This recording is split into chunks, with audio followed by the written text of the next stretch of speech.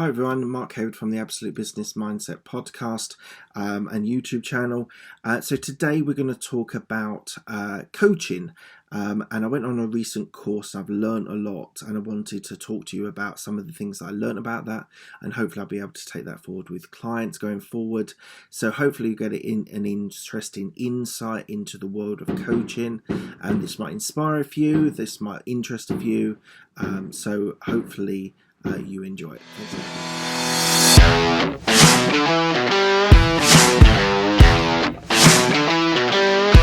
Hi everyone, Mark Hayward from the Absolute Business Mindset podcast. I'm going to talk to you today about coaching, something I went on a course fairly recently about, found it really interesting and wanted to share some of these ideas with you.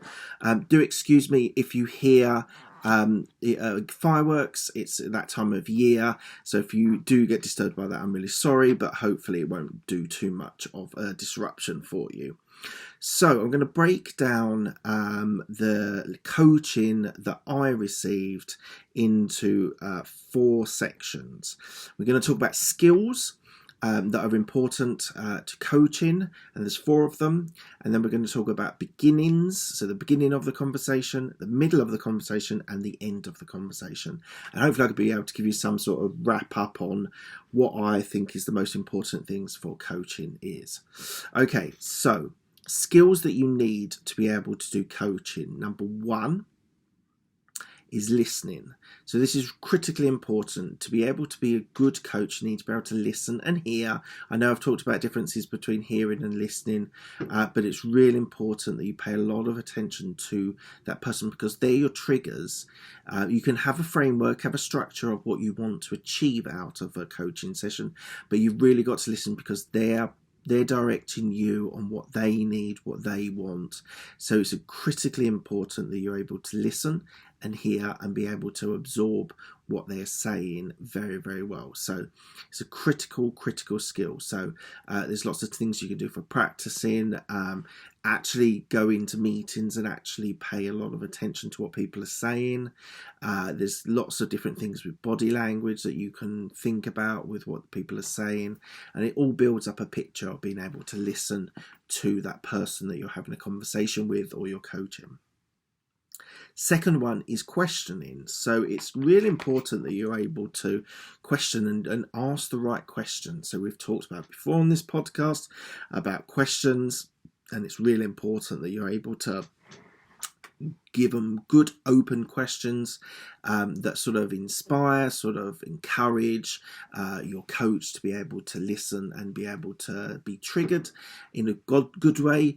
And be positioned that they are thinking about what they want to say, and it's opening them up. Some of the problems I found when I was training on this course was that sometimes I ask closed questions, so it's something that I need to work on a lot. And part of the person that I was coaching in our practice session she wasn't very forthcoming, so I found I needed to ask more questions. But I think a learning is that maybe just even then, if they're not saying very much, keep a step back and just ask open-ended questions to let them drive, let them be able to direct on what they want to talk about. So questioning is very important. It's easier if someone is very forthcoming and wanting to talk about things. You can just kind of take a step back and just put in those important questions. If someone's a little bit more of a closed book, you do need to think about just keeping them open, keeping them being able to want to be able to talk to you and keep ideas flowing. Number 3 is reflection back and mirroring. So that is being able just to use trigger words that they've used. Sometimes that's a good technique. It builds up a rapport, builds up a good connection with that person if you're able to use critical words, not critical, but not critical as in negative, but into important words that they use, and be able to do that. There is mirroring on body language as well. You can equally be able just to mirror someone, just to encourage rapport as well. So that's important. And then number 4 is about paraphrasing and summarizing. So that is being able to, at critical points, at important points of your conversation, which could be anything up to about 50 minutes, being able to summarize what that person has said. Now, you can paraphrase or summarize, basically the same sort of thing. You're able to, at critical points, be able to then just sort of reflect and sort of say, so do you agree that this is what you said? Or I was thinking about these are the things that you've said in the last few minutes. So those are the 4 skills that I would say is really important for you to be able to use, and you can do a lot more reading on that if you want to build up your knowledge. But I didn't want it all to be about skills. I think it's important to be able to break them down into the actual meeting, the actual consultation with them. So I'm going to break down this next section into beginnings, middle and endings. Obviously, you always have a beginning, middle and end of every coaching session. Equally, you might have 6 sessions and you want to do it slightly differently on endings maybe, or the very first session you might want to emphasize beginnings. So beginning, middle and end can mean a couple of different things, so just to keep aware of that. So the first one we're going to talk about is beginnings. So beginnings is really important. You really want to build up a rapport and a connection with your coachee. You want to be able to talk to them. You want to be able to relate to them. You want to be able to build up that sense of trust.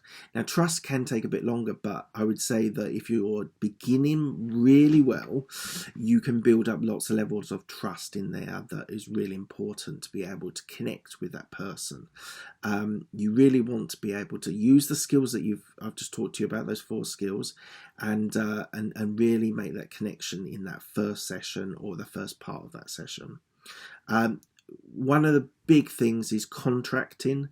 So in the beginning of your first meeting is contracting and working out with that person what they want to achieve from these coaching sessions. It might be a number of coaching sessions, say for example 6. It might be that they want an ongoing coaching session. They feel they need quite a lot of support. Equally, it might be only 1 session. Let's hope not in most cases.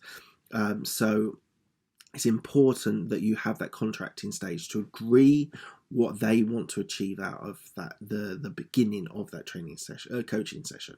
So it's always important to start well and work with that person. And there's certain things; those are the things that you really need to build up that connection, that rapport in the first session.